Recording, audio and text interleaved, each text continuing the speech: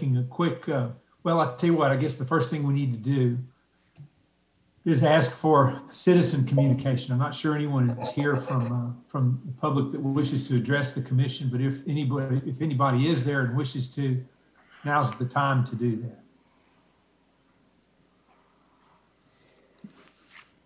James, do we have anybody online? No?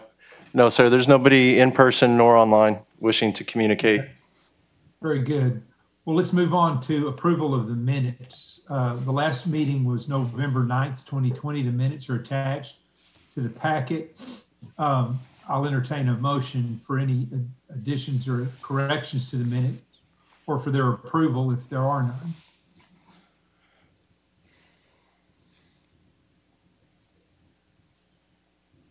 They look pretty good to me, but I need a motion.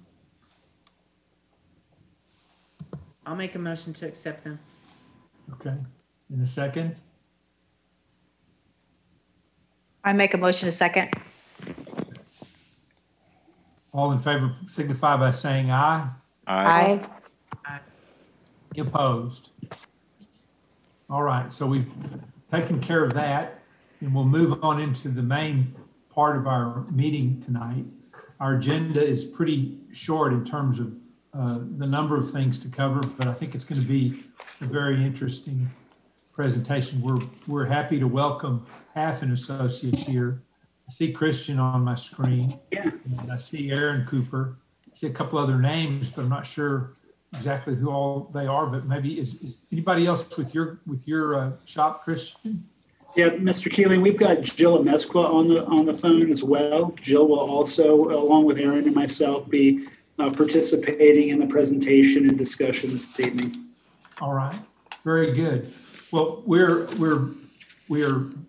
very excited about the prospects of HALFF and Associates working with the city, with our commission to help in this planning project, and we're anxious to be whatever assistance that we're able to be to you. With that, I'll be happy to let you guys lead off at this point. I've downloaded my little app, so. Oh, wonderful! Sure, yeah, everybody get that message. Well, here in just a couple minutes, when we get into the presentation, we'll put a slide up that shows the login instructions for that particular app. We hope that the majority of the commission members on the call this evening are going to be able to take advantage of that. Good deal. All right. Well, Christian, go ahead and take it away. Thanks for being here. Absolutely. And we really appreciate all of you having us. I am sharing screen, and if just one or two of you, Mr. Keeling, can you confirm that you can see the cover slide for our presentation on your screen? Yes, I can see it. Wonderful. Well, again, thank you very much on behalf of Aaron and Jill and myself. We really appreciate the opportunity to be with you this evening. We're very excited about really still being in the initial stages of the City of Victoria's new Parks and Recreation Master Plan. I know for a fact that a number of individuals on the commission are actually brand new members of the commission. So from my perspective, this is the perfect time to be starting your tenure on the commission, because the city has just now initiated a process whereby it's going to create a new long-range plan for how you deliver parks and recreation services to your community. Now, although Mr. Keeling, although you indicated correctly, of course, that there's a light agenda tonight, we are going to keep you for a little bit, because we do have a number of things that we'd like to present to you, really to give you a thorough overview about the Parks and Recreation Master Plan, about the scope of the plan, about the planning process and key elements of the plan, considerations that over the course of the next few months that all of us, members of the commission, members of the public, staff, everybody's going to have to consider as far as charting your strategic direction in the future for your parks and recreation system. We'll also go over a little bit of the process for how we're going to work with you to develop more detailed conceptual park plans for Riverside Park and for Ethel E. Tracy Park. And then once we've done all of that and provided that presentation, we do actually want to go and take a few minutes to go through your previous park master plans, vision, and goals, and have more of an interactive discussion with you about whether or not those goals are still relevant to all of you today. Mr. Keeling, as you alluded to, there is specifically the discussion portion of this evening's presentation, there is an app that we're hoping that the members of the commission were able to get a message and get that loaded either on their mobile device or on their personal computer. We are going to be using the Poll Everywhere software. There should be an email to all of the members of the commission either earlier today or Friday or sometime over the weekend that gives those instructions. But here in about, 20, 25 minutes time, that's when we're going to enter into the discussion on your vision and goal statements. And hopefully all of you are going to be able to participate in a very interactive manner using that Poll Everywhere software. So let's go ahead and talk to you really about the scope of the City of Victoria's Parks and Recreation Master Plan. First and foremost, understanding that you've got a changing community, you've got a growing community. It's always important that communities go back and they take stock of the resources that they have and they plan for the future. And they plan specifically for a future by asking themselves, are the facilities that we're providing our communities, specifically in this case, parks and recreation facilities, are those facilities being provided that really meet the needs and preferences of our communities and ultimately meet the vision of what we want to provide for our residents over the long term? Your Parks Master Plan is going to consider not really only parkland and the amount of parkland you have and how it's distributed across your community, but also the types of recreational facilities that you offer, both as far as type and also condition of those recreational facilities. And ultimately, it's an opportunity for you as a community to ask yourself, are all of these public facilities that we're providing, are they really truly meeting the needs of our community today? And do we think they're going to meet the needs of a growing community in the future? Likewise, while we're considering parks and we're considering recreational facilities, this planning process will also allow you to reevaluate the types of recreational programs that you're making available to the residents of Victoria and determine whether or not there are other types of programming initiatives that the city can take on to meet the needs of the recreational needs of your community on a day-to-day basis. And as part of all of that, in addition, we'll take a look at, or a closer look at your Parks and Recreation Department to determine the degree to which it's efficiently administering the provision of those Parks and Recreation services to your residents.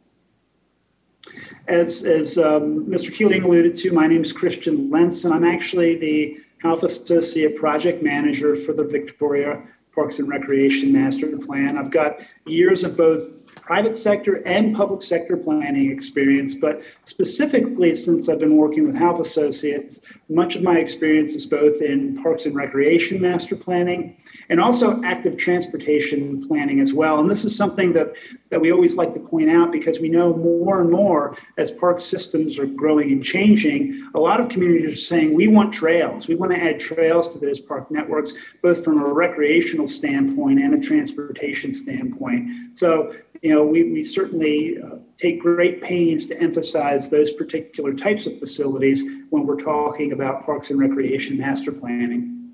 One of the individuals joining me this evening is Aaron Cooper. Aaron is a registered landscape architect with HALFF Associates who has over 10 years of parks and recreation planning experience. He'll be helping both with the overall system-wide Parks Master Plan, but primarily as Deputy Project Manager in this initiative, Aaron's going to be leading the effort to come up with those detailed conceptual park designs for Riverside Park and for Ethel Lee Tracy Park. Aaron, I didn't know whether there was anything you'd like to add to that? Yep, you nailed it. Perfect. Aaron will be participating in the presentation here in just a little while. Also on the call, we've got Jill Lenesqua. Jill is another registered landscape architect with HALFF Associates. She both is a landscape architect and a planner. Jill will be involved in all aspects of the Parks and Recreation Master Plan and will also be assisting Aaron on the conceptual design process for Riverside and Ethel Lee Tracy. Jill, is there anything you'd like to add? Sure. I just wanted to add that my experience covers Texas communities extensively, as well as surrounding states, specifically regarding parks and recreation planning. So that's been the focus of my time here at HALFF, and that's really what I enjoy doing and take pride in working on. Thanks so much, Jill. And one other key project team member, I don't believe he's joining us this evening, is Julian Salas-Porras. Julian, Jill, Aaron, and I, we all work out of the firm's Austin office. And Julian actually assists us with all aspects of Parks and Recreation Master Planning, but specifically behind the scenes provides a lot of great assistance when it comes to data collection and GIS and mapping for these initiatives. So why do you need a master plan? Well, we sort of alluded to it in the slide on the purpose of the master plan. It's always a good idea to plan for the long-term growth and change of your community. But specifically, as we alluded to, we've got to acknowledge that your demographics are always changing. And whether or not you've had a great parks plan that was adopted in the past, ultimately, there's always an appropriate time to reevaluate that. In the case of Texas communities, the Texas Parks and Wildlife Department recommends that you're doing a full update of your Parks and Recreation Master Plan at least every 10 years, and then on 5-year cycles in between, doing a reevaluation and more targeted update of your plan. Your last Parks and Recreation Master Plan, I believe, was adopted in 2012. So you're getting close to that 10-year time frame when it's appropriate to do a complete reevaluation of your long-range planning efforts for parks and for recreational facilities. We'll reevaluate what we call level of service. And that goes back to the issue of, are you providing enough park acreage? Are you providing enough of very specific recreational facilities? And not only are you providing enough, but are these facilities distributed in a manner that they're actually accessible to people? It takes me back to one additional bullet point here on equity, access, and resilience. In this particular park planning effort, when it comes to the issue of distribution and whether or not people truly have access to your park system, that means we're going to be taking a look at all the different geographic areas of the city to see how well distributed your park and recreation facilities are. As we indicated, we'll be looking at recreation programming preferences, but also when it comes to generating a plan for implementation on how you're going to make adjustments to your park system, make adjustments to how you deliver recreational services in the future. This plan will also look at how you can leverage partnerships with other entities to try to ensure that all members of your community are able to benefit from the programs and the facilities that you're hoping to provide.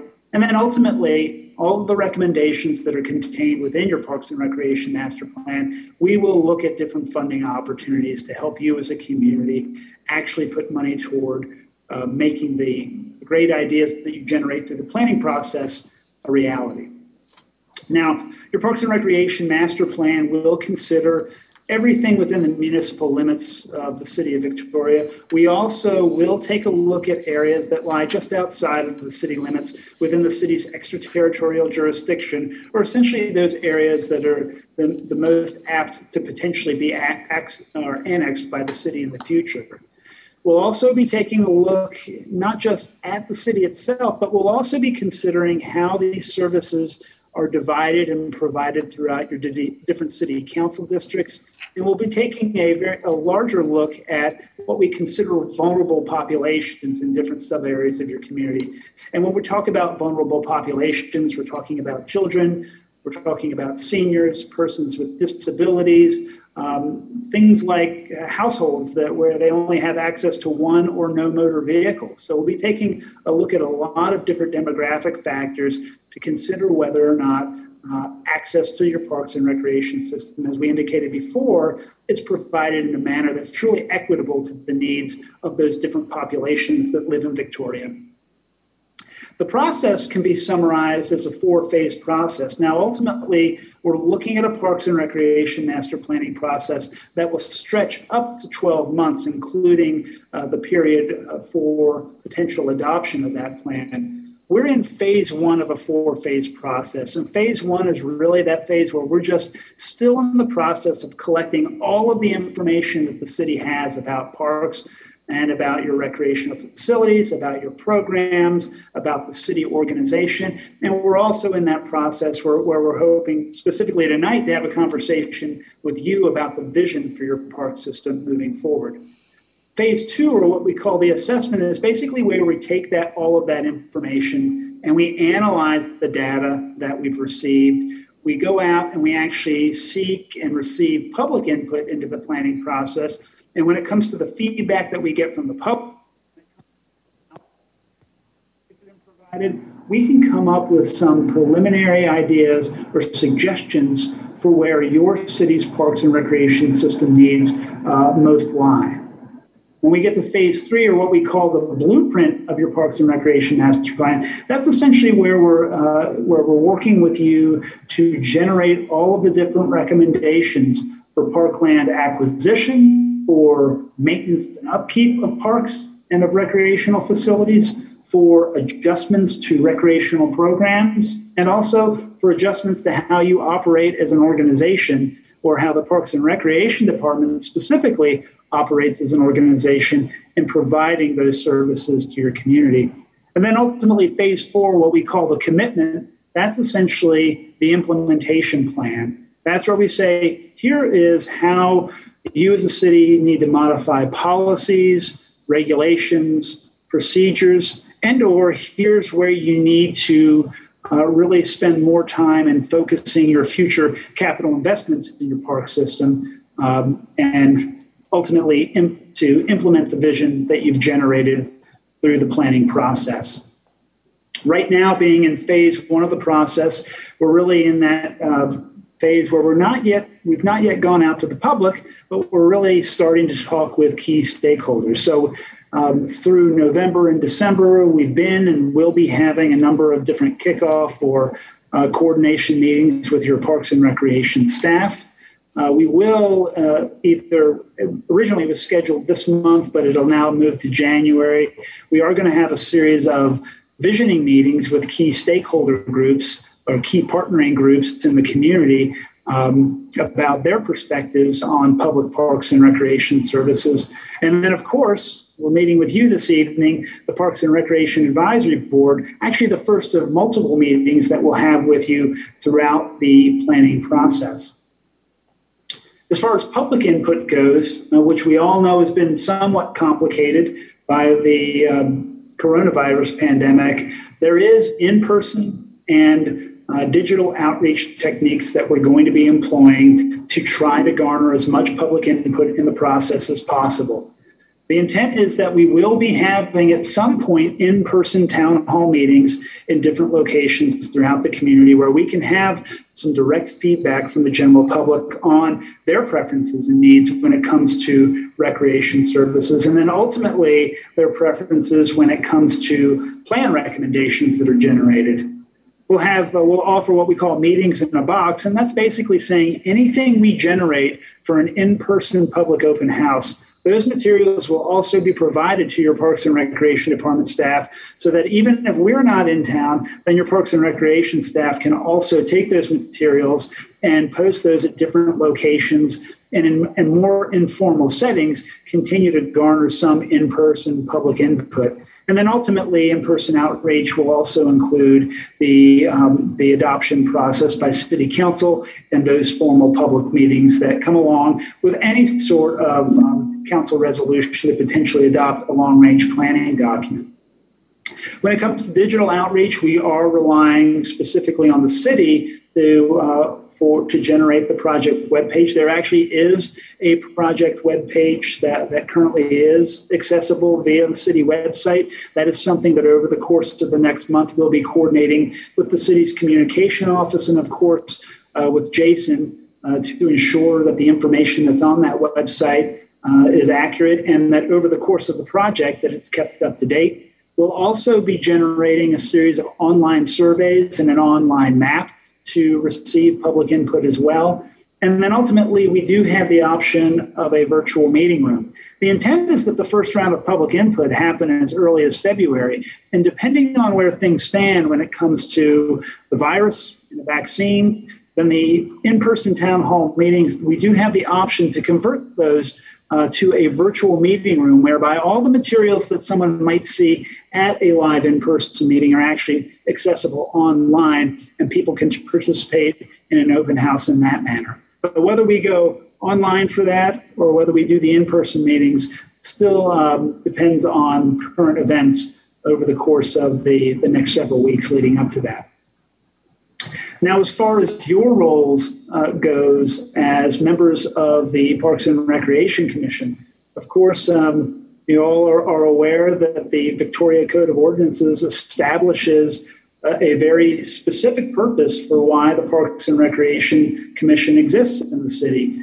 And when you read through that purpose statement, pretty much everything that we're going to be considering as part of the Parks and Recreation master planning process, pretty much that's directly within your purview. And so it's very appropriate that you, the Parks and Recreation Commission, will ultimately be our oversight body or reviewing body throughout the planning process prior to taking a Parks and Recreation master plan that hopefully is endorsed by this commission prior to taking that to City Council for consideration. So ultimately, though, over the course of the next few months, the specific needs that we have of the Parks and Recreation Commission boil down to 4 specific items.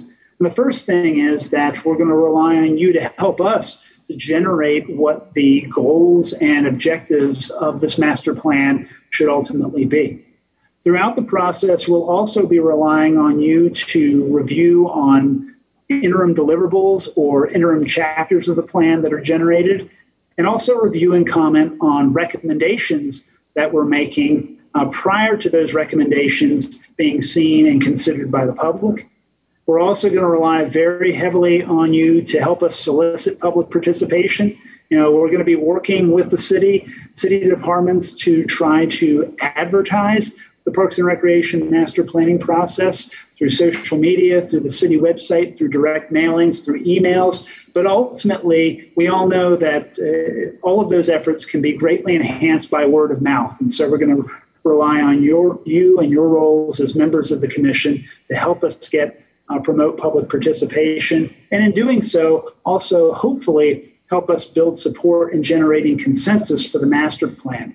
And when it comes to building support and generating consensus, really what we mean by that is hopefully you'll have the inside scoop as to why certain recommendations are being made, why certain findings were made in the plan. You'll have that inside knowledge that perhaps somebody in the general public might not understand, and you really can be a voice to explain to people why the plan contains certain content. So with that, I'm going to shift over to Jill to talk to you about some of the key strategic considerations that will be incorporated into the plan and that will really kind of guide the recommendations that are ultimately generated. Jill? Thank you, Christian.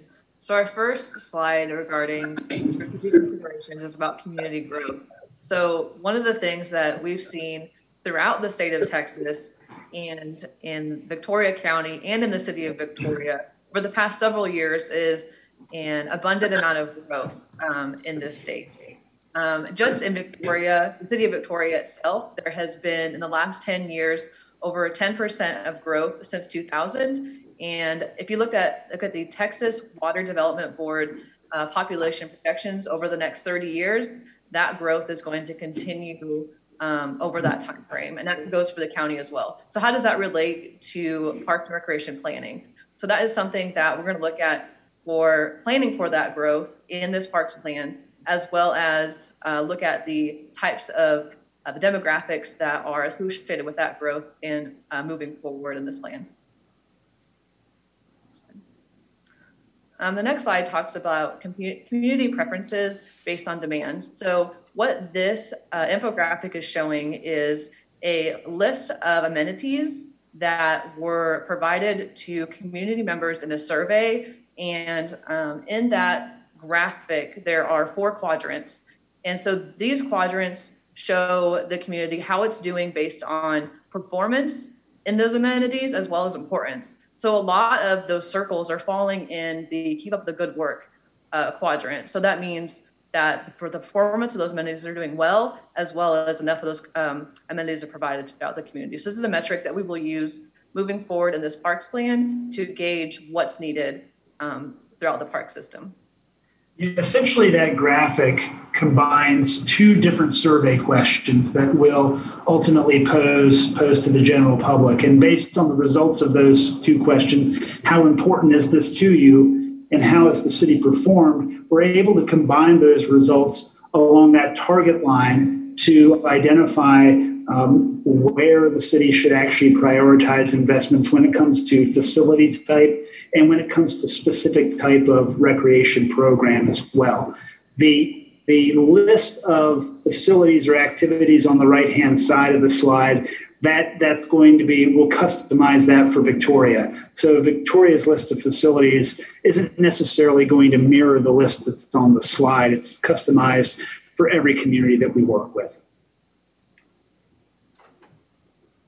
That's correct. The next is the level of service related to parkland and facilities. So a couple of key takeaways from this slide include where your parks are currently located throughout the community, as well as where those neighborhoods are located in proximity to those parks, and where those need areas are for parkland, as well as trails. And there are a few key metrics that are listed on the slide, including the acreage, proximity, and access that we will look at to conduct this analysis.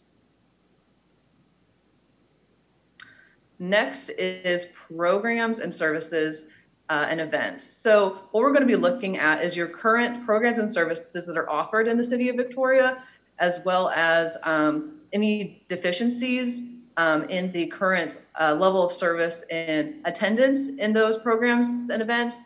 And in addition, what programs and events are also going to need to be included in your community. If there's a need, for example, if throwing this out there as an example, like a Zumba class or something that people are really interested in and want to get involved in, that's something that we can look at in our analysis.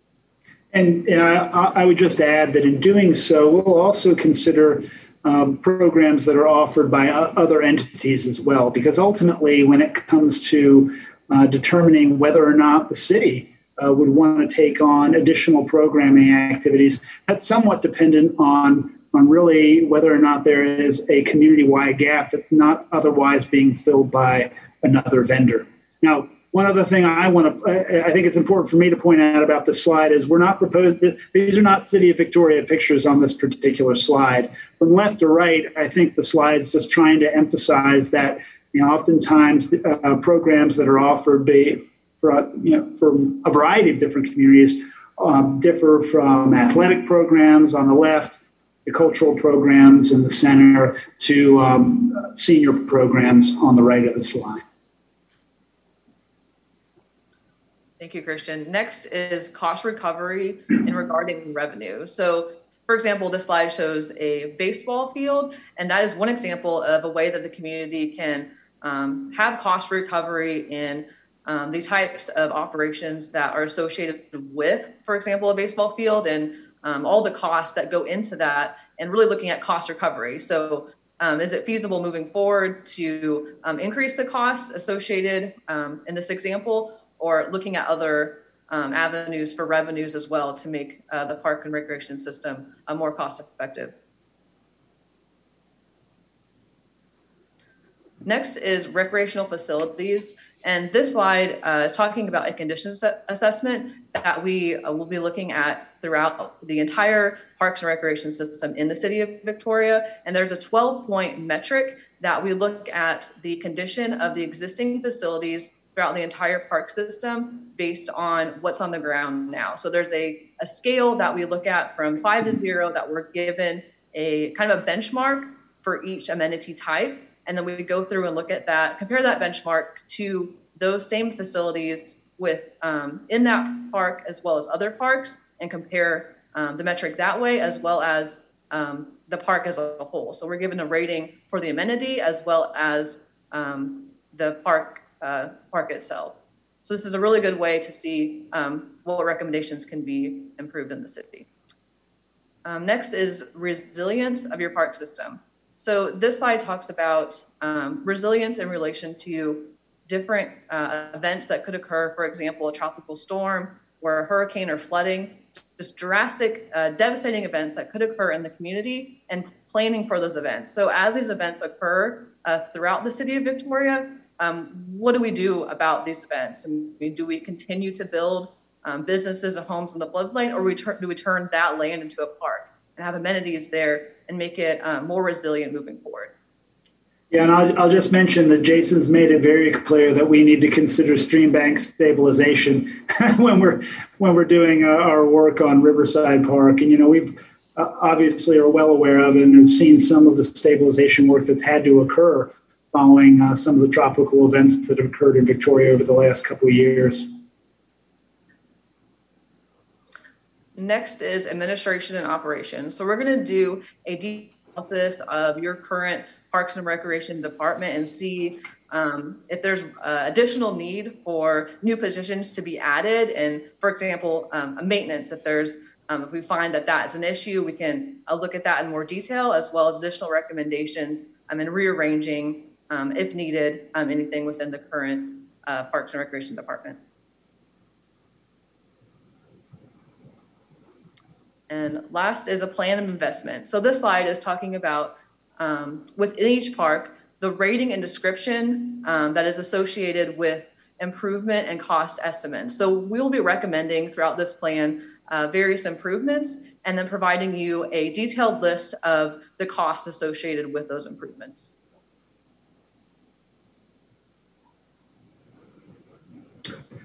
So we wanted to take the opportunity to take a few minutes to also explain to you the conceptual site planning process that's being incorporated into the overall master plan for Riverside Park and for Ethel E. Tracy Park. And I think it's important to make a distinction here. The Parks and Recreation Master Plan is a system-wide plan. It's considering citywide how you're providing these services in very general terms. Although we will look at each park on an individual basis, ultimately we're considering how Park A works with Park B, C, D, so on and so forth. So it's a very broad look at your overall citywide system, and it extends beyond the fiscal aspects of your system, as we've talked about, to include things like programming and events and administration.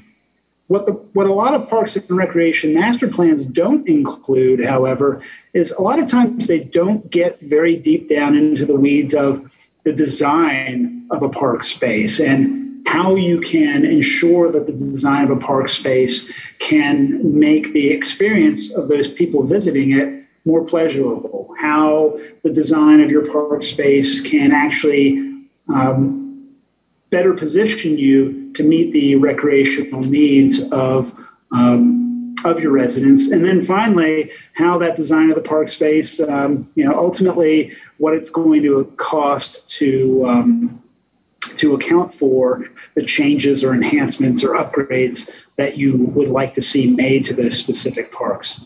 As we've told you already, your Parks and Recreation Master Plan will include conceptual development plans for 2 of your principal parks.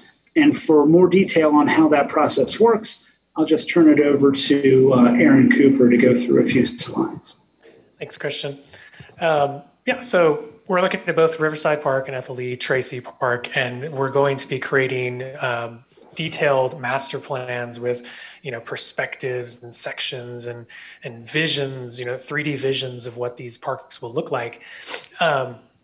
Christian, we can go to the next slide. Part of how this process is going to start out is, right here, right now, we're talking about data collection and looking at what those parks currently include and and what else is happening around those parks. So is there, perhaps rural land next to one of the parks that is anticipated to be developed into a residential use or commercial use? So we're going to take a look at both what is currently happening and what might happen in the future for these two specific parks. And I'll say, as Aaron's going through these slides, that in addition to the process that he's explaining, these are actually slides that relate to Lakeline. Is it Lakeline Park in Cedar Park? Correct. Yeah, to Lakeline Park and Cedar Park. So in addition to the process he's explaining, I think it's important to point out that this gives a good example of the types of products that are going to be generated for Riverside Park and Ethel E. Tracy Park as well.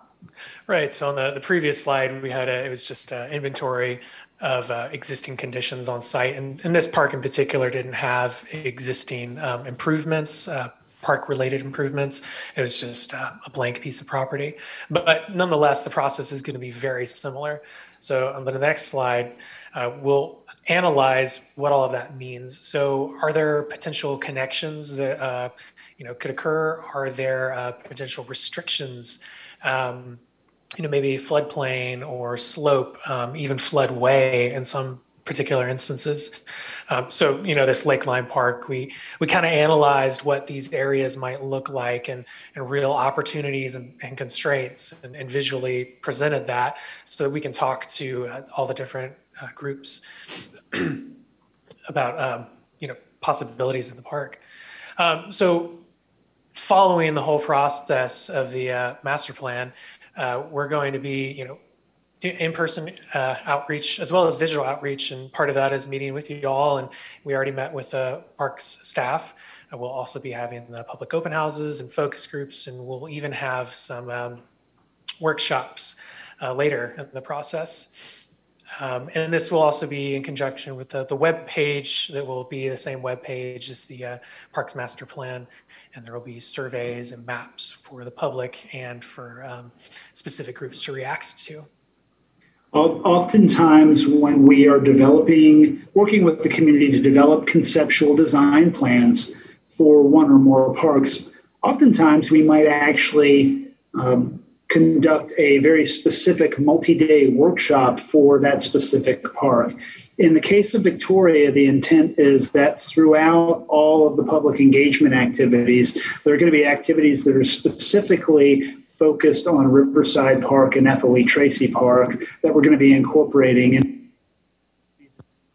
otherwise, typically be focused really more on aspect.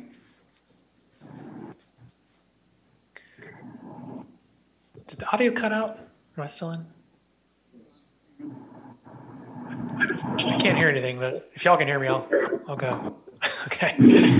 So once we get feedback, we can go through these workshops. We'll be coming up with preliminary conceptual designs, and we're considering about 2 conceptual designs per park, and we're going to use those to show that we hear what you're saying, and here is how this would look.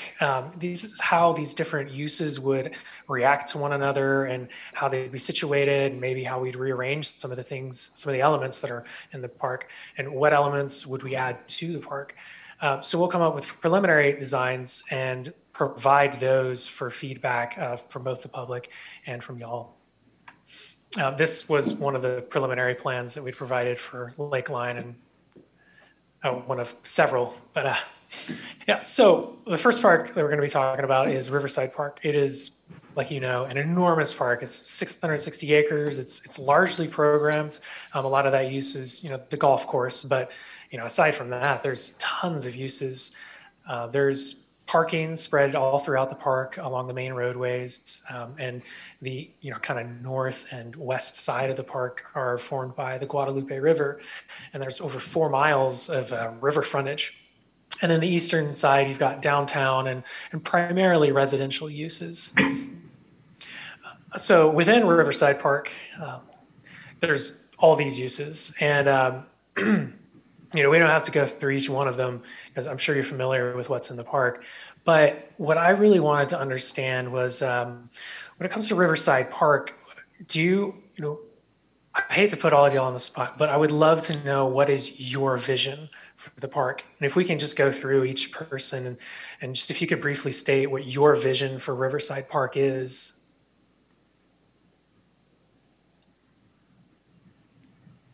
Well, I'll take the I'll take the first shot at it. And Mr. Keeling, so I don't interrupt, Aaron, are you able to hear us now? Yes, yeah, I Okay, turned it all up right. a little bit and then. Okay, thank you. Thanks. I guess my vision is to, I think assessing what we have. Turn on your mic, Lee. Can you not? Oh, Oh, I can hear you.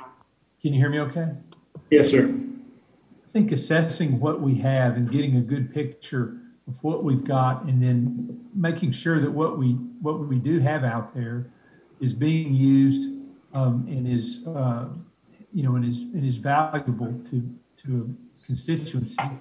But I would really like to see one of the things to me that would make our entire park situation better in the community is connections to Riverside Park by way of trails, bike lanes, sidewalks, things other than just the normal ways of doing things. But I think that is a way we expand on the park and kind of connect it to downtown, connect it to Old Victoria, connect it to other places where you can maybe go to Ethel Lee Tracy Park that way. So that's an element that I'd really like to see us focus on. Inside the park itself, I mean, you mentioned riverbank stabilization. I have no idea what all that involves, but I mean, of course, the park with, like you said, 4 miles of river frontages. I mean, we're inundated, for several times a year. And if there are things that we could do to limit that and make some areas more usable and more reliably usable, I think that'd be wonderful. The other thing I'd like to, as an aspiration would be, I'd like to see us add to the park with some of the land around it, if that's a possibility for the future. So anyway, that's my short list of things, I guess.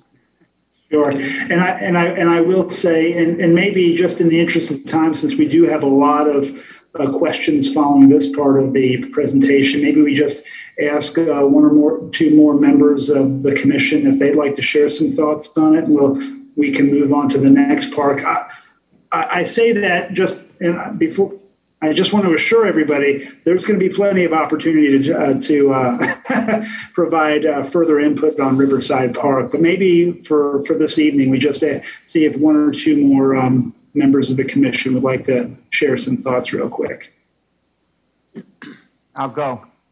This is Justin Urbano, and Yes, I just sir. want to say my vision is family, community, families walking their dogs unafraid any time of the night as long as the park's open. A basketball courts where the 40, 50 people playing every Sunday, Saturday. New. I'd love to see beautiful, not the stuff I was playing on when I was 2 or 3 years old. Like an investment, make it feel like, man, they're really trying to make us happy down here. And then big barbecues and maybe, I don't know, hay rides once a month and interactive for the employees and with the community on certain weekends they can work. Just things like that. I'm just thinking of like family, community, and beauty. Feel good when you drive through. Excellent. Thank you, Justin. I have a couple comments. Can you hear me? Yes. Yeah. Hey, everybody. So I'm new to the commission, and also so I walk Riverside Park, the 3.5 mile loop, about 3 times a week. And I would like to know more about which spaces inside the park are underutilized and how to better use some of those. Also, I think there's a need for a greater trail network. The trails that are there, they're great. But I'd like to see that expanded and go deeper into the park and actually be able to access more of the river. I understand the stabilization issues, but I think there's some missed opportunities there for some views, for some overlooks. And also, I think the circulation for the park needs to be looked at with regards to vehicular circulation. We've had some great events with the reverse Christmas parade, with the Halloween trick or treat, but the circulation inside the park, I know can be a bottleneck, even on Sunday nights, which the park is so used on Sundays by families for all sorts of events. But coming in and out of the park close to dusk, it gets to be backed up. And I don't know if there's anything can be done about that, which is, but I think circulation is going to be an issue both for vehicles and getting the pedestrians away from the traffic lanes too would be a great help. Thank you, This Lori. is Commissioner Repka. I could add one more thing. I agree with everyone. But for sure, gaining more river access points. And something that hasn't been mentioned is more boat docks, kayak ramps. In the South Bridge Street boat dock, it's been in very bad shape for the last 10 years. So some things that are there that we could improve on. And I agree with Lee on the connectivity of parks and trails, but also extending out to our county park, Patriot Park. It's very underutilized. It's a gold mine out there. And something else that hasn't been mentioned is restrooms, more restrooms like in Grover's Bend and Fox's Bend, and maybe even rent stations like they have in Port Aransas, because when you're coming out of the river, you're full of sand and no one wants to really take it home with them. But those are a few more things that I had to add. Perfect. Thank you. All great comments. A lot of times we hear, well, I'll just echo this or I'll echo that, but Riverside Park is so big and it has so many issues that I think it offers everybody the opportunity to just add and add and add to the list. So it's pretty exciting and I guess perhaps a little daunting also. Why don't we go ahead and I apologize, but as I said, there's going to be plenty of additional opportunity for members of the commission to participate in discussions on Riverside Park and Ethel E. Tracy Park. Why don't we go ahead, Aaron, and move to Ethel E. Tracy Park? Yeah, this isn't your last time for feedback, believe it. So Ethel E. Tracy on the north side of town, it's just over 30 acres. It's two sides of residential development are adjacent to it, and then the other two are undeveloped currently. There was an amphitheater that was recently built that hosts a variety of events, and then the playground, which used to be on the south side of the entrance road, has been replaced with a brand new facility on the north side, adjacent to the splash pad. So of all the uses there, it's pretty well stocked. There's a lot of things going on. There's not terribly much undeveloped land. The south side of the access road around the tennis courts is utilized by disc golf, and then the north side actually has baseball practice fields. So things you can't necessarily see from this aerial. And then there's also that very north corner that has sort of some scrubland looking stuff that's also undeveloped. And this is the same thing with Riverside Park. Are there any hot button issues or anything that we really need to know moving forward with this park that the community needs or I have some input regarding the disc golf course at Tracy. Sure. It is in bad need of repair. It was cut into a field of rose hedges. The fairway was cut through rose hedges. So it's really by the disc golf community not considered a disc golf course, sadly to say. So if there's more land there to be developed that we could expand that disc golf course, or we're willing to talk about other options to see if we can fix it to make it a nice little putting range, or it needs work. Okay. I'll speak on the lighting. I know the tennis courts are very well lit, beautiful light, and it's hard to see when you're playing basketball at night. You have to really stop playing when it gets nighttime. And right near the playground, I would also say playground, because it's just one little I don't know if you could fit that somewhere, but it's a tiny playground, a beautiful playground, our favorite one to go to, but it's just not enough for the amount of kids that go at one time on the weekends. Also, that this little wraparound sidewalk goes all the way up and down near the lake around our auditorium, and at night it's not lit whatsoever. And so I would say like security and lighting and playground, and that's about it. Oh, and one more thing about the sidewalk, it ends. So if you're riding a skateboard and you try to cross the road, it's going to be a bad situation. So the sidewalk needs to be extended so that you can cross the road without crashing. Very important. And I would say, since it's lacking space, I wish there was another little spot that wouldn't be far to create a trail to maybe do an additional extra piece of park, near that, just because you're running out of space, but the need is growing. I don't know. Is there extra land there to be developed? There's Maybe undeveloped land adjacent to it. I'm not sure if there are currently any plans in the works for that land, or if it's going to be developed for, say, residential use, maybe that could be a part of the agreement, is that there's parkland dedication adjacent to it, or, I was wondering if it was owned by the Tracy Foundation, because that's who donated it to begin with. The land adjacent is really just now open for development. It hadn't been accessible until recently. There's a new street, a new thoroughfare up there that goes right past this park, and really, for the first time, is really given it really good access to the rest of the city. It's always been a little bit hard to get to. So there's some residential development further back to the east and south, I guess, if this picture is pointed north, back to the southeast along that new road, there's some new residential development.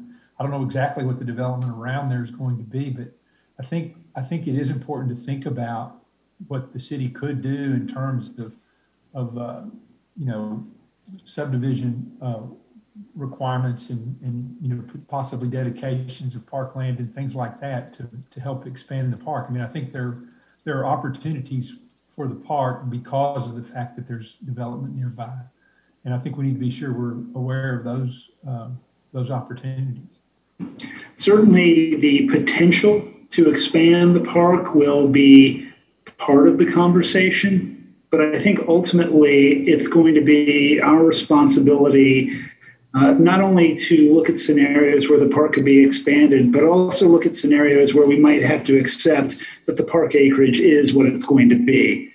Because although in theory, future development could be leveraged to add some acreage to the existing parkland, this is in an area that now is probably very ripe for development. So there is always the issue of how, with the new road going through, is the land valuation going to change, and what's going to be the asking price for that property. But it's definitely going to be a consideration as we move forward.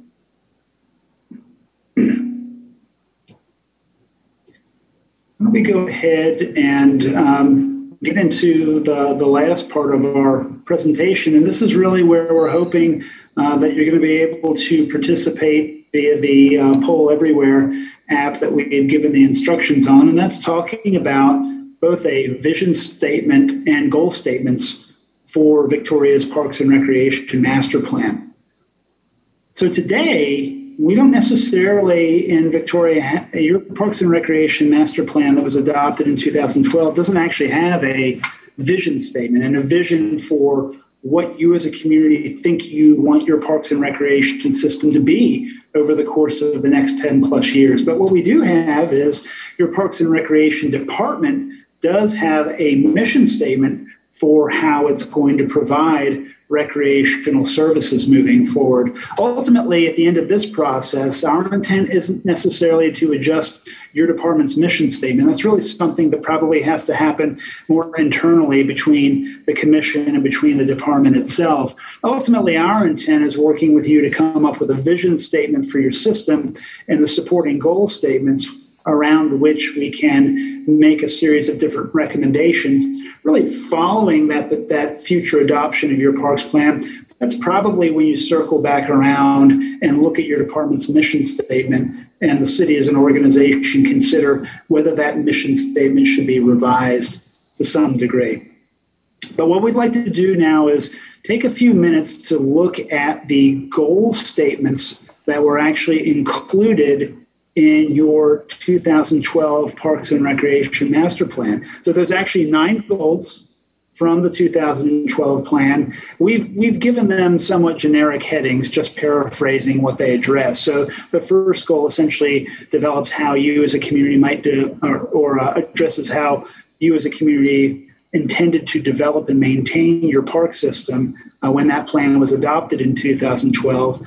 And for each one of these goals, we're going to basically ask you to use the polling app to respond to the same question. And that is, how well do you think, in your opinion, the community's performed in achieving that specific goal? So everybody get their fingers on the buttons and get ready. The first goal, again, is regarding development and maintenance. And I will go ahead and bore you by reading through one time. Establish a comprehensive system of parks to serve the recreational needs of all residents and visitors to Victoria that provide desired recreational facilities near the people that will use them. And so that question again is, how well has the community performed in achieving this goal over the last 8 years? And you are free to respond at this time. And Jill, can you tell me how many respondents you have thus far using the app? So far, we have 1 response.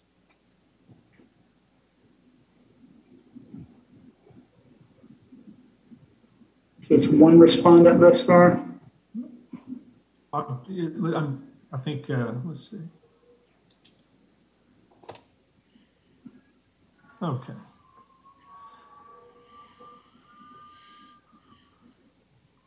Well, I got the app, and I don't know how to get into it or what I type.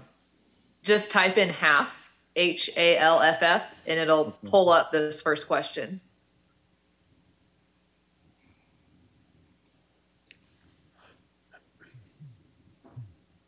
Justin, let us know if you're able to get into it.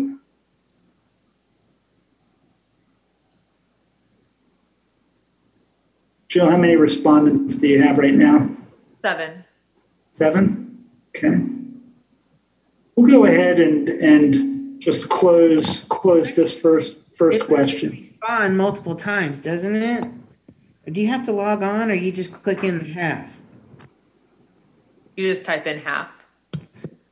I think 3 or 4 of those responses may be mine. No, you can only do 1 response per person. So let's go ahead and real quick, what I'd like to offer for those of you who've been able to utilize the app and have responded, it looks as though in general, some of us think that the city's performed fairly well, but the majority are saying, the city's done an average job in providing that system. Can anybody offer a reason why they might have responded one way or the other to the question?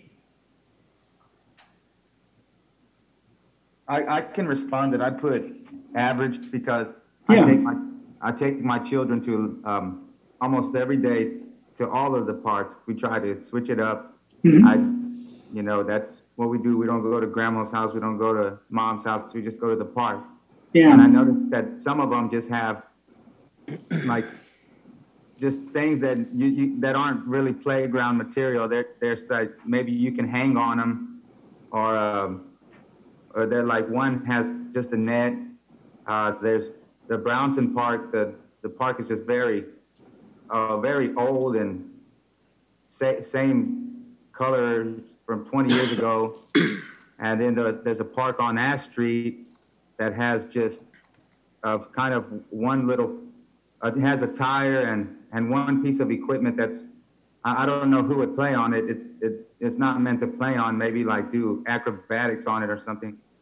So that's why I put average, because I see there's not, you know, when you put that kind of stuff there, it don't really show that you want people to play on it.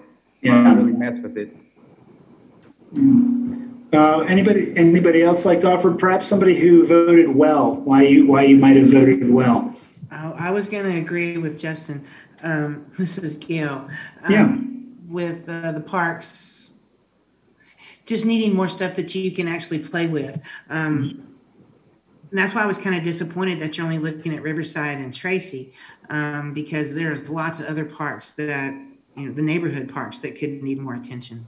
Oh, well, let me clarify. We're looking at every park. And for instance, the slide that Jill presented on the conditions assessment, we are going around to every single park and we are doing a conditions assessment and prioritizing a list of investments for each and every one of those parks.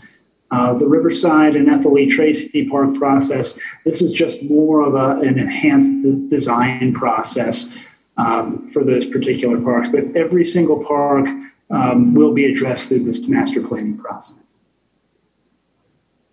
Hi, Christian. Christian, Yes. hi. This is Ashley. It's good to see you again. I'm with Flow You Paddle too. Co. I have the kayaking company in the park. Yeah. Yes, I'm one of the people that said well, and here's why.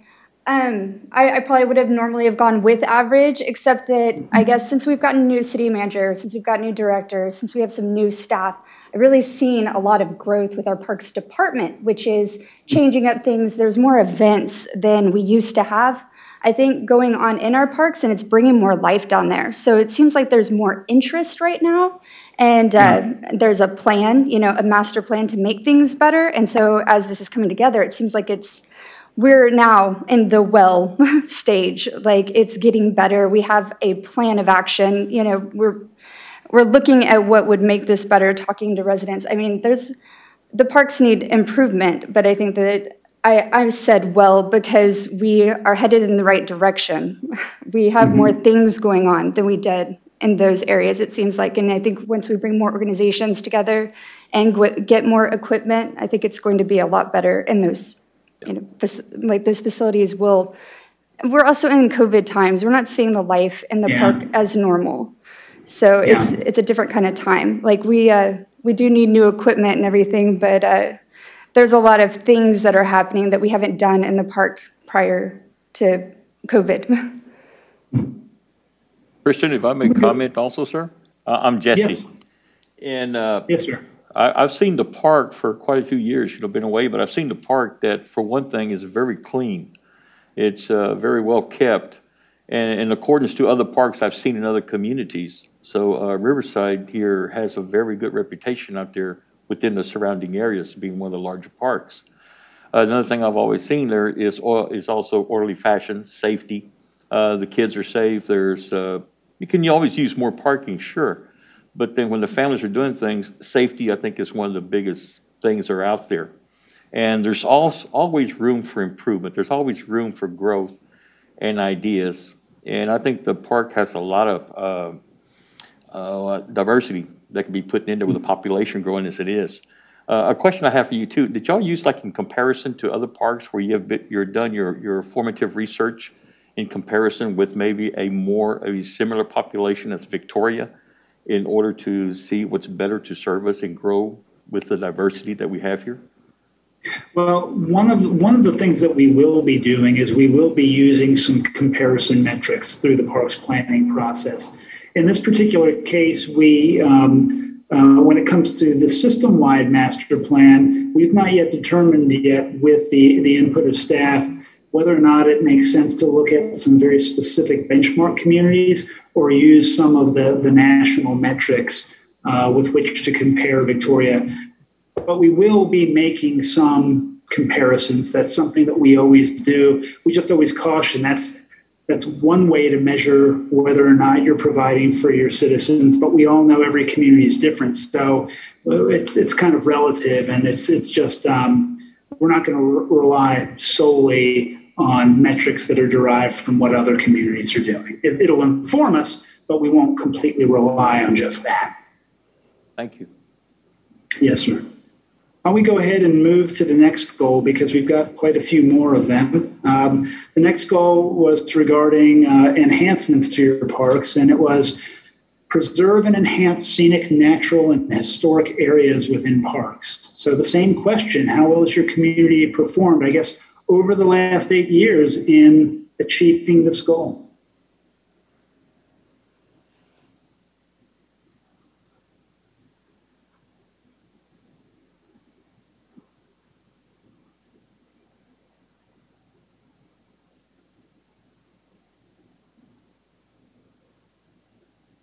We'll give 5 more seconds. All right. So just like with the first goal, we've got a pretty good split of people saying, well, the city's done well, and the city's done an average job of preserving and enhancing. So let's start with the well. One of you, why might you have voted that the city has done well in the preserving and making these enhancements? Well, Anybody? I'll start off. I feel like this is an area, particularly the historical area stuff, is something that we have done. I think we've made some progress in that area.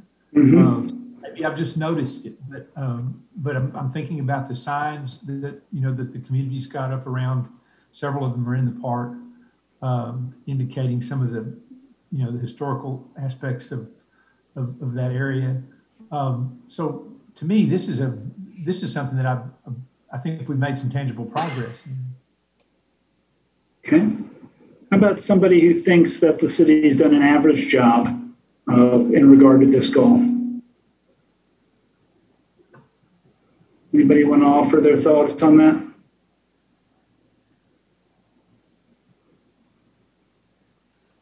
Okay, any final thoughts on this particular goal or why you might have voted the way you did? We'll move on to the next one.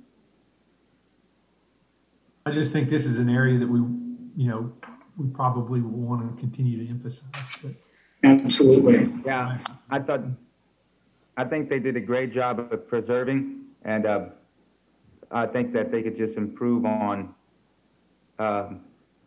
like vision for creating more scenery or new scenery. Mm-hmm. Absolutely. So this one is actually pretty specific. I'll be interested to see how everybody votes on this, but provide safe, clean restrooms at parks and recreation facilities. So this will be very interesting to see how you feel the community has performed in achieving that goal.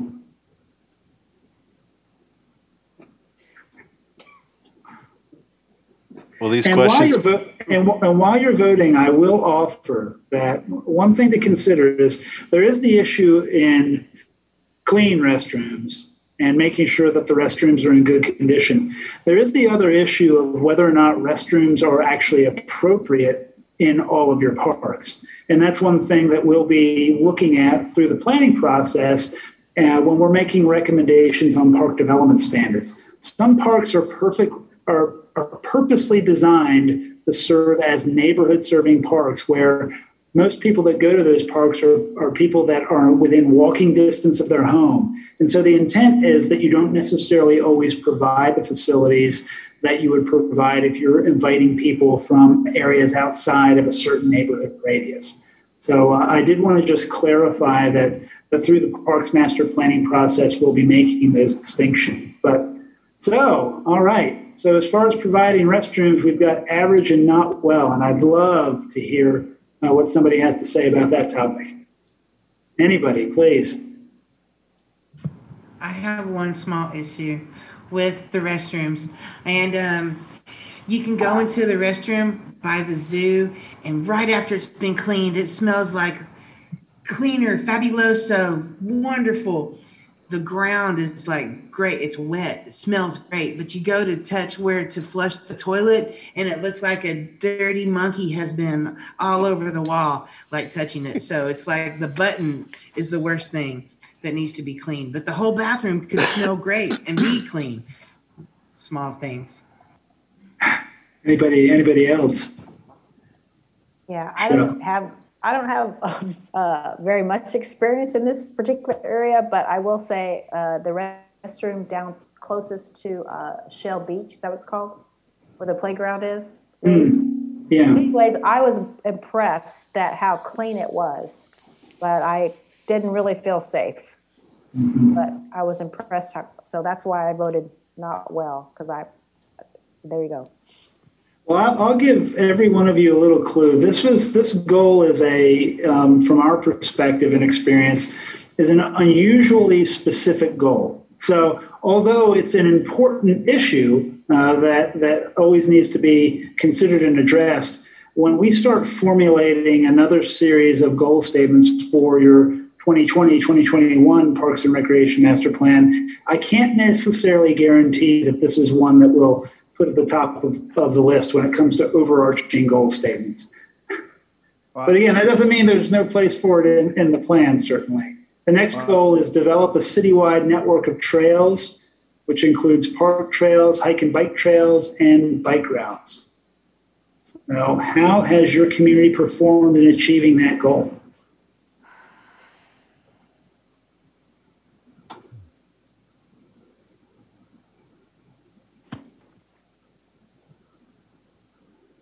Give it 5 more seconds here.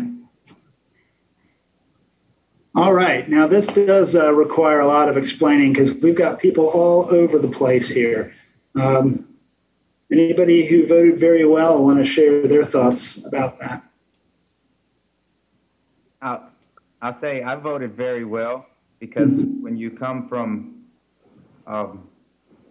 we never did hiking, biking trails and stuff like that. And that just wasn't important. And honestly, to a very large amount of people I know, they don't do that stuff. So I've seen the most investment by the city of the Parks and Rec into trying to create. Now, they haven't done as much as the city would like, but I think overall, this has been their #1 focus throughout the past few years. Let's go to the other end of the spectrum, why somebody might have voted not well. Anybody want to share their thoughts on that? How about not well or average? Does anybody want to share their thoughts? You voted in either of those categories? I'll give you my thoughts on average.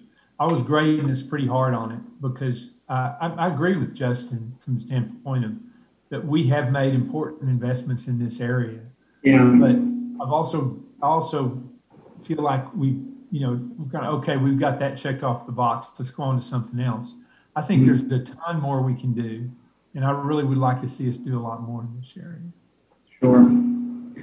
Anybody else want to offer any final thoughts before we move to the next goal? Yeah, the reason that I voted for not well is that I just think there's so much room for improvement, especially just connecting across the whole city and just to make the city more livable. And I know it's a huge I just like to see more of it. Well, I will tell you that, and we didn't put it on the slide, Jill alluded to it on one slide about trail access. We will be looking back over the Paseo de Victoria plan and the trail network that's proposed within that plan. This Parks and Recreation Master Plan will likely include some potential additions to that overall recommended network. Great. Let's go to goal 5, protect, manage, and enhance natural resources. Kind of similar to one of the prior goals, but let's go ahead and vote on that. Protect, manage, and enhance natural resources. How's your community performed? We've asked similar questions with other groups in the past. I did want to clarify when we say how the community has performed, we're saying that purposely. We don't mean just how has your Parks and Recreation Department performed, but really just in very general terms, regardless of who's provided the service, how has the community done?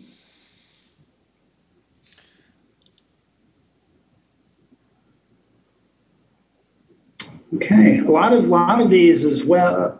A lot of these goals, the responses skew toward well or average. So again, let's see if we can get one or two comments about why you might have voted the way you did. Somebody from the well category.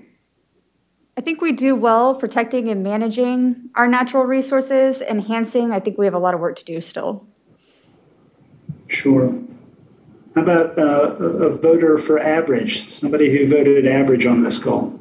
I think one of our prime resources is the Guadalupe River, and we could enhance that a lot more and more recreation on the Guadalupe. Yeah, I also agree with we could utilize our water systems more. Guadalupe, and also over there at Patriot Park, where there's 20-30 people fishing every weekend. And Patriot Park, we have to include that. It's the county park, the one and only. Let's go to the next goal. Provide special interest facilities at new or existing parks. For example, community gardens, skateboard parks, dog parks, etc. So provide special interest facilities. And when we're answering this question, let's think beyond just those three that are listed.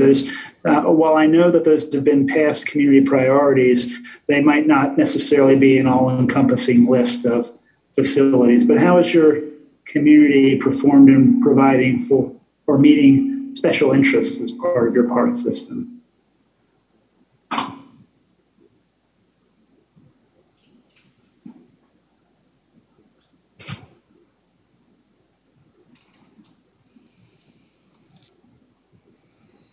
We'll give 5 more seconds.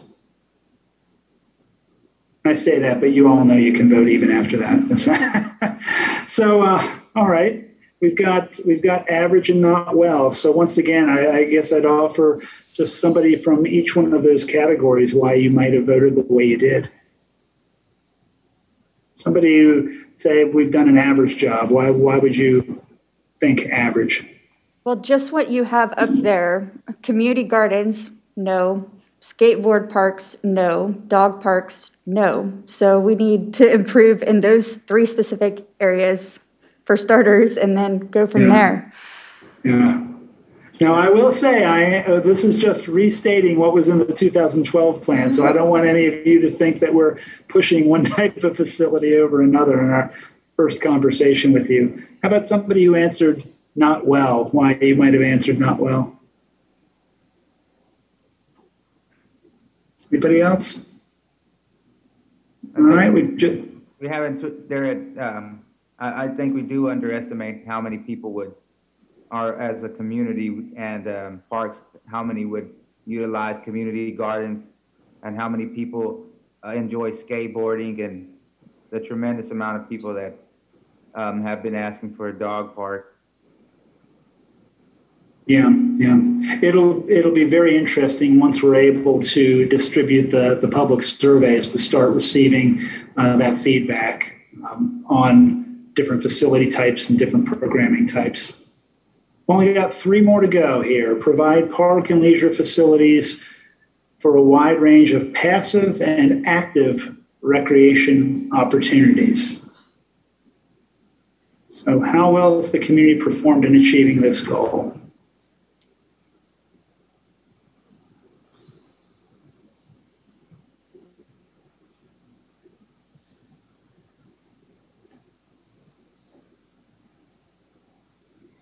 Okay.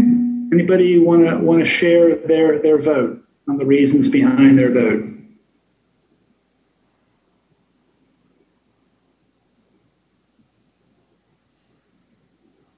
Everybody's getting tired. I get it. I think if I had to say the reason I sort of said that I fell on the average side of the fence was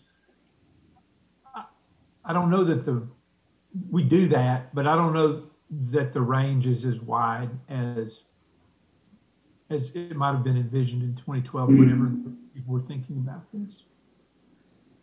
Yeah. Anybody else want to share their thoughts, or shall we move to the next goal?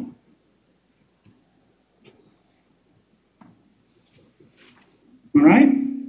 I do remember hearing some comments about this topic during our general discussion. So goal 8, enhance park safety.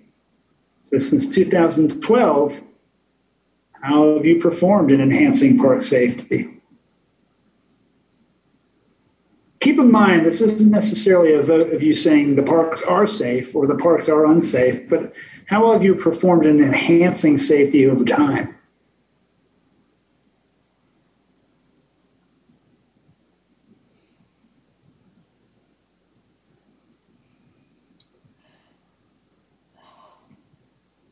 Okay. Anybody want to share their thoughts in any of the categories? 1 or 2 people, perhaps. I think we just need a lot of security and lighting. Mm-hmm. Lighting, go a lot at night, and there's a lot of the trails. We talk about parks and trails. There's spots at the Lee, dark spots on the sidewalk during the night. Ted B. Reed is a beautiful trail, and there's terrible dark spots when you get closer to Parkway Church. Just terrible dark spots in Ted B. Reed. So I would think security and lighting, making people feel comfortable enough to go to these parks. Anybody else have anything they'd like to share? I have to agree with Justin there. I think we do need a little bit more lighting and probably some little more cautions. I think a couple of years ago they had an alligator in a duck pond or around that area.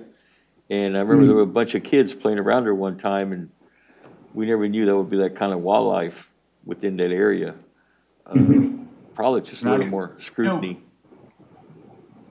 There's one thing that I said well, but I do have one rather large criticism that relates directly to one of the park facilities, and that's the crossings of the roads on the bike trail. We have these ambiguous traffic signals, and they were ambiguous when they were put up. They're not very good. Nobody really knows whether to stop or not stop when somebody's trying to cross some of those streets, and it can be frightening, and they've completely given up the battle on John Stockbauer. Yeah. It's a free-for-all, and that's just it's a terribly dangerous situation right there. Mm-hmm. So yeah, I would change my. Otherwise, I was saying I feel pretty safe. Yeah. Well, that's a major safety issue. That's something, and I think that's something we really ought to talk about at some point. Yeah.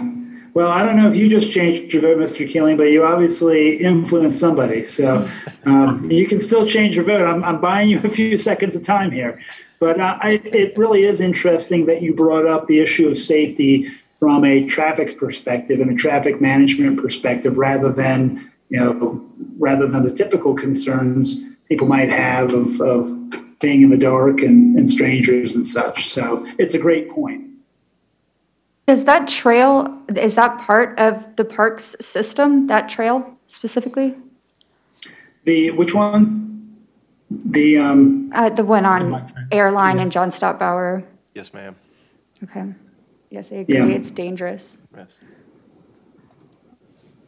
Let's go ahead and get you to the last goal here on public information. Provide better ways to disseminate information about Victoria's parks programs and activities to all segments of the community.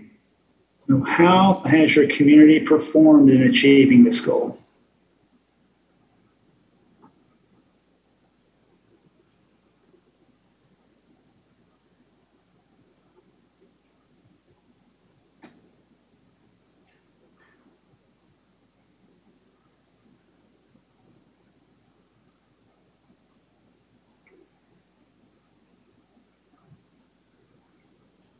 I'll tell you, as a group, you definitely just go all over the place. It's going to be fun over the next several months trying to reach consensus with you. That's for sure. So, would anybody like to share their thoughts on this last goal statement as to why you voted the way you did? I'll go. Yeah. So this poll, I love this poll, and what I'm I need to go educate myself. I need to go visit more parks and do a little more, because I'm basically 4 years into town and new to this group. So I don't know that I'm a fair judge yet. Yeah. But I don't even know if, I didn't know there was any parks information other than what I see on Facebook. So that's Okay. my bad. Anybody else want to I share? think, yes, I think we're missing the schools. I get the flyers, the EduLink, and we're VISD and the college, the university. I think we need to make sure that we're in communication with the students, because I mean, a nagging kid like, hey mom, I want to go do this later. I mean, that's going to reach the parents. And for some reason, the kids, they're not being targeted. And Parks and Rec, I mean, has a lot to do with children. Yeah, I agree with that. I'd say more engagement, more youth engagement. I feel like maybe if there was one of those big squares where you can open up the glass part and put different flyers in and then close it back up right there in the main park, so they can see that there's a basketball league coming up, or see that there's a washer league. And because there's so many people that want to do things and they don't know about it till it's last minute, that or it's too expensive. So I also would. So yeah, I think lack of promotion, or maybe somebody really working hard to get the word out there about the programs, because I also think we're missing out on a lot of money by having a lack of people engaging with some of these programs, or even the free ones that people just don't know about because they may not be on the only places they're promoting. Yeah.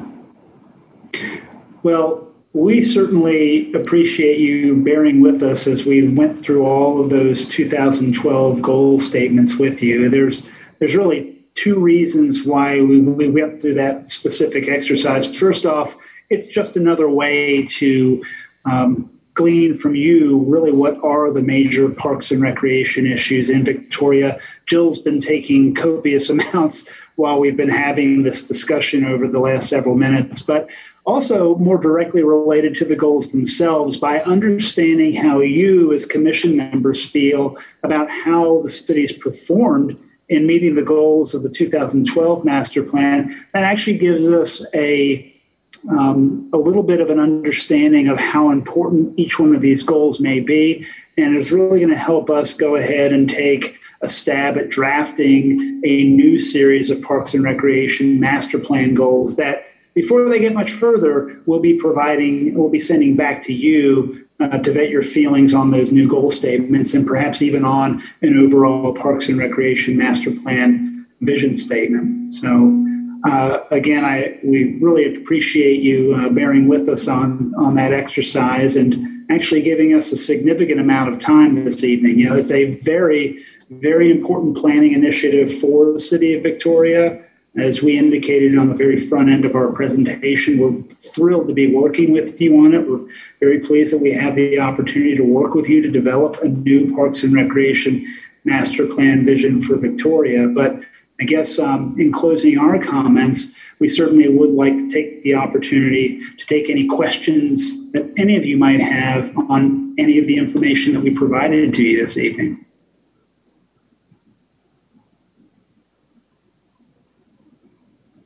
I have a question on how you're going to do the public outreach, like when you're engaging with the community on these things, because one thing I've noticed is that I don't know anybody at any meetings. I don't know anybody at any council meetings, at any advisory meetings.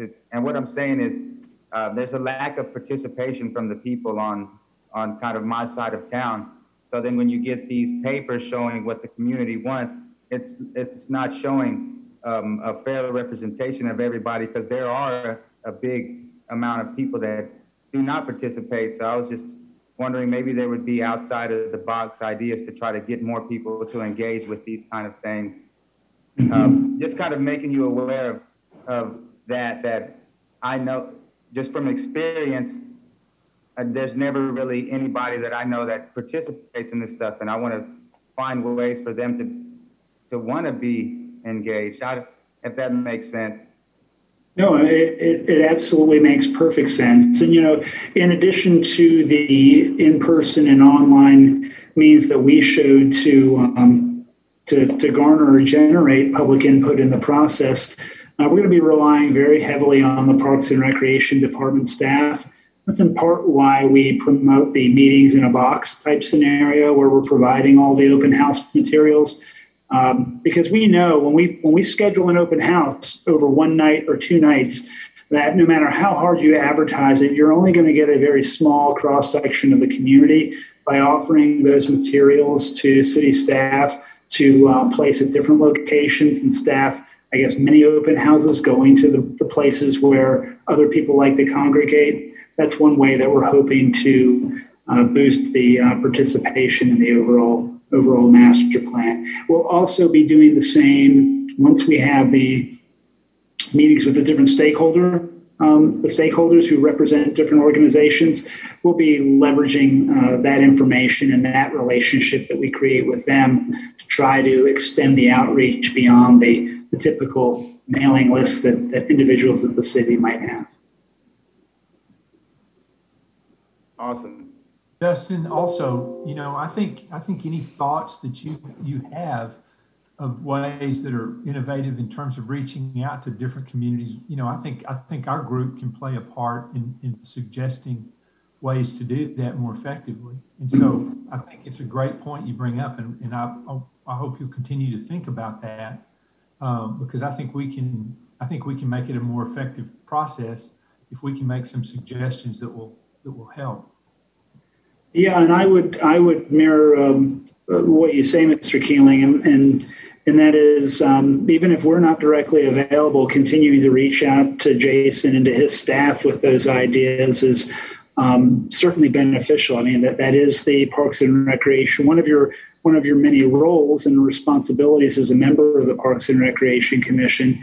And even if we aren't able to address that specific method of outreach in the scope of work that we've agreed to with the city, I know that Jason and his staff are always ready and willing to try other means to augment the process that we're going to be employing as part of this plan. I love the block walk, so anytime y'all down to do that, that's my favorite, block walking and meeting people. Excellent. Any other? Yeah, absolutely. Any other questions from any other member of the commission? Lee, I'm sorry, Christian, before you jump off, just wanted to make a quick point. There was some mention about trying to bring in youth to the conversation, and that is something that we'll be trying to reach out to during our stakeholder and focus group meetings. So currently, I'm trying to find some contact information so that we can reach out to student council at the middle school and the high school levels. And so been having that communication with Christian, and we're going to have an additional, quote unquote, focus meeting with those students once we're able to connect with them. And so, that's part of it. We definitely want to make sure that we catch, all demographics, from youth to seniors, to the parents as well. So that's just one other additional step in what we're trying to do to reach the youth. All right. Anything else? Anybody?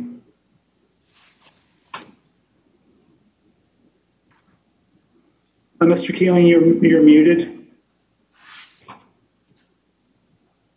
There. Sorry about that. I was just going to say that one of the things that you talked a little bit about the Parks and Recreation Commission's goals and kind of its statutory justification. We've done a little surgery on that recently, and we've really sort of tried to reorient our purpose more directly towards planning effectively for in assisting the department in its planning role and function. And so we're very, very interested in trying to be an effective tool for you all to use as you do your work here. And we want to learn from you too about how we continue those efforts once we have a plan together and make it something that we can, use and not throw in a box. And I'm maybe not being completely fair about that, but that does happen from time to time. I mean, the plan gets made and then it gets put away because we've done the plan and now we're good to go. But we want this process to be a living, breathing, or to supply us with a living, breathing plan that we can use effectively and go forward. I think that's kind of our purpose, and so we're really looking forward to working with you on this. And we're tickled to death to have you here to give us some guidance on that. Well, I appreciate that, Mr. Keeling. I can assure you that one of the components of the implementation part of the plan, it will include some very clear recommendations on how the Parks and Recreation Commission and city staff continue to monitor plan implementation, report on that implementation, at least on an annual basis, and also how the commission can work with staff to propose amendments to that plan moving forward. So, ideally, when we give you that final document, we're giving you the steps to say, okay, commission, this is what you need to do moving forward to make sure that plan over the next 5 years and 10 years is staying relevant and not getting immediately outdated and forgotten. Right.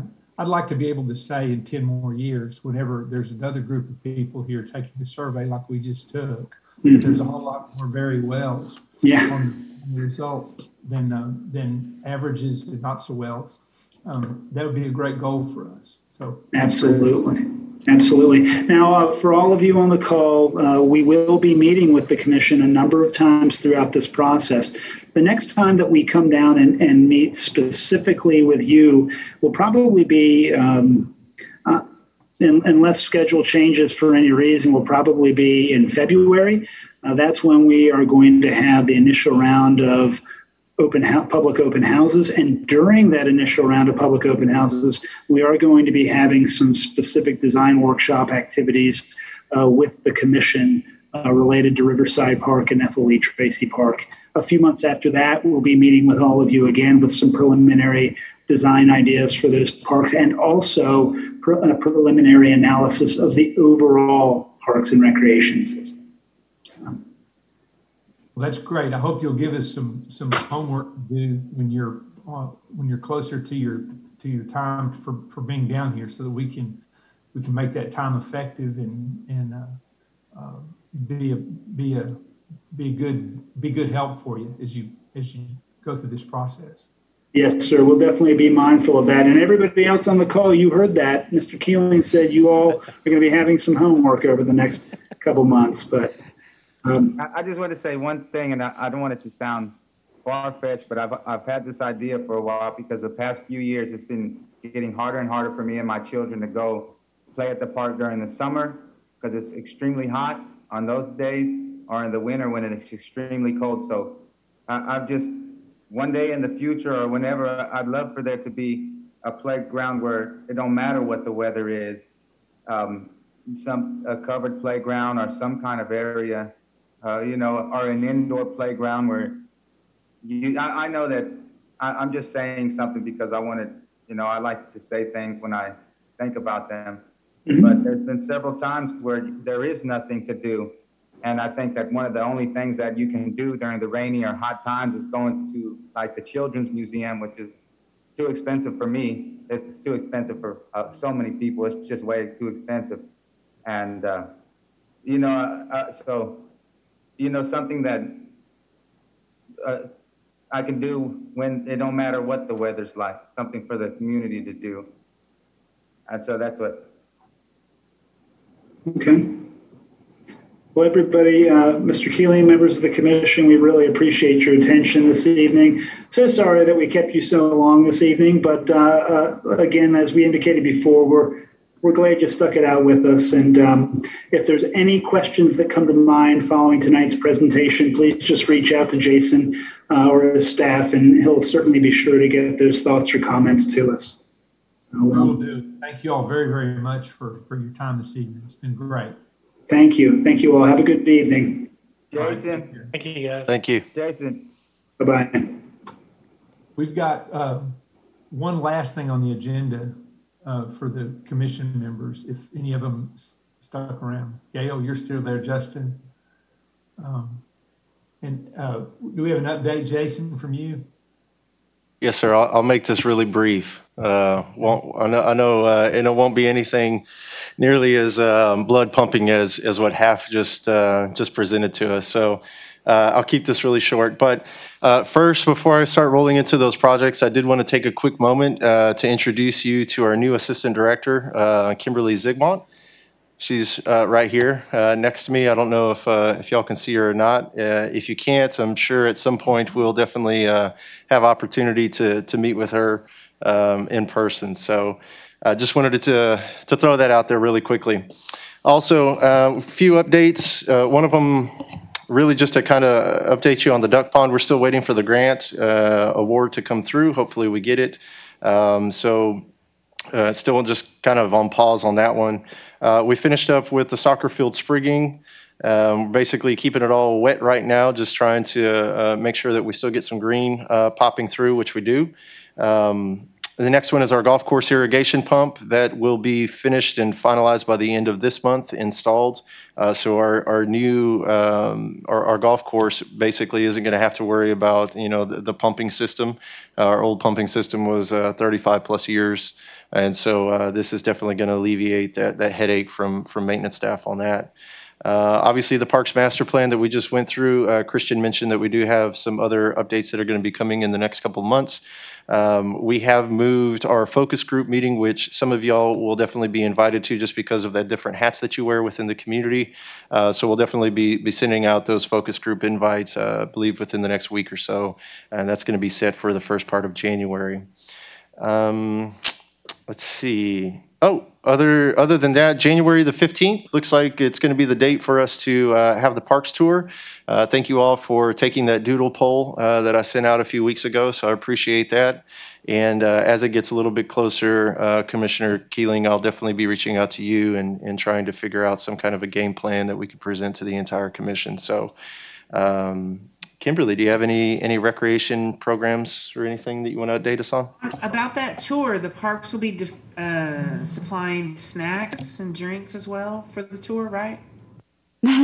Yes, ma'am. I tried going for a Saturday with some tacos, but it looked like Friday afternoon was best. So we'll have some Gatorades and some fruit snacks or something. Late lunch, maybe? Yeah, we can look at that. Go ahead, Kimberly. All right. So just a quick, a couple of recreation updates. So you guys know that December 5th, we had the reverse parade and fireworks show.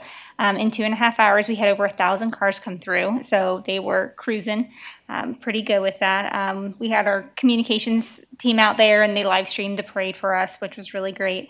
And then the fireworks were left over from the 4th of July show. That wasn't able to happen. All the fall leagues have finished up and registration is underway for our winter leagues of adult basketball and flag football. And that's all that's going on. Oh, and this week staff is working on the 2021 event list and programs list. So in January, we'll be able to roll out what the year is going to look like for us. All right, great. Looking forward to that. At the pavilion where they plan on having that winter league, is there somewhere that they have are there flyers being put up? Because I know that a lot of people go throughout the week and perhaps for the softball and the basketball league. I know it's pretty expensive, but hopefully some people will sign up due to that. Maybe if there was some flyers out there of some sort at the pavilion. I know Sunday there's like 40, 50 people every Sunday, but that's just a suggestion. Yeah, I'll follow up with where we mark it at. I know we do a lot of online social media, but there's nothing like going out to the community and pushing it that way and getting to meet people. So I'll look into how we're doing that as well. With the duck event, they did those yard signs and they were everywhere. And I felt like that really got the attention of people. I mean, I had brochures everywhere, but those signs seem to really stand out when they're in parks. So maybe that would help as well. Thank you. And just one more question. Is there anything, does the city employee, would they get a discount if they wanted to play basketball? Is there a city team or anything like that? I was just interested. A city team for the league? Like a city, like if the city of Victoria had the team, could they get a discount, or if an individual wanted to play, or is there any program like that to kind of? Currently, we don't have anything like that, Okay. but I yeah, was it's just not to wondering- say that we can't look into creating some type of a city league. You thinking like maybe like a Parks and Rec Commission league? Is that what you're going for? Well, I'm just thinking if a city of Victoria employee wants to play, and on their budget they can't afford to get in it, they're like, oh well, you're a city of Victoria employee, you get 10% off registration anyway. I was just saying something like that. Kind of a appreciation for the employees who might want to do something like that. I'm just saying it. So thank you. Yeah, I appreciate the clarification on that question. So currently, we don't have anything like that for leagues, but that's something that we can definitely look into. No, that's kind of like goes along with health wellness for the community as well as the employees. I do know that we have a discount, an employee discount for the golf course. But yeah, that's definitely something worth looking into. So I appreciate that idea and the suggestion.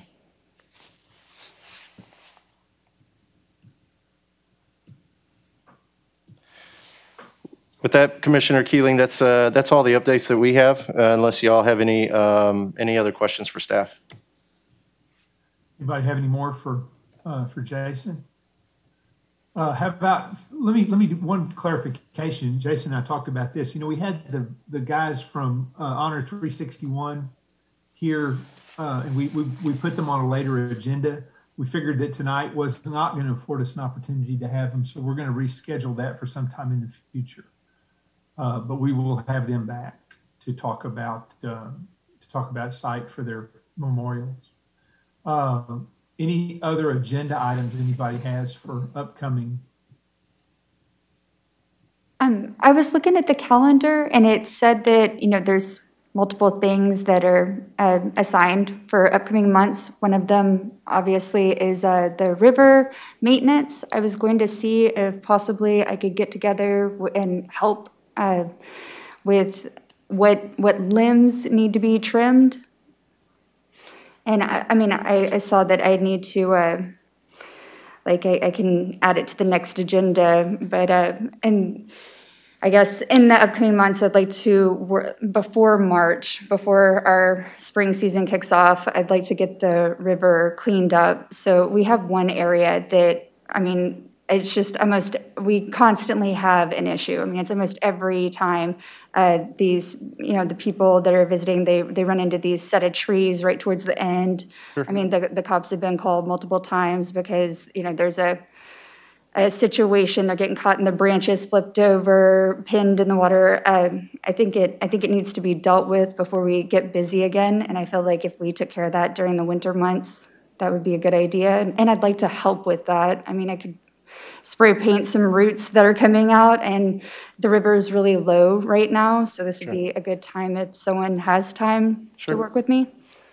Yeah, absolutely. Anytime, and this is, I guess, for the entire commission, anytime that you have any kind of items like that, any day-to-day items, operational issues, or concerns or suggestions, even with different projects that are all smaller scale, if you will, feel free to reach out to either me or Kimberly directly. Okay. We'll be able to address that and talk those concerns and issues out with you, and then we can come up with a game plan from that point.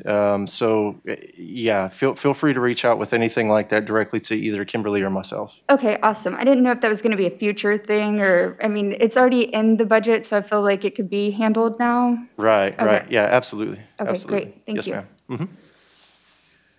All right, great. Anything else? Well, thank you all for your time. This has been a long meeting, but I think it's been, I feel like it's been worthwhile, and I think it's going to be a valuable process that we're about to go on. And so I'm looking forward to doing it. I hope you all are too. Hope you all have a great holidays, and we will see you again in the new year, which will itself be quite a relief, I think, for most of us. So anyway, if nothing else, we will stand adjourned. Thank you all very much. Thank you. Thank you. Happy holidays. Thank you. Happy Happy holidays. holidays. Happy holidays to you. Y'all take care.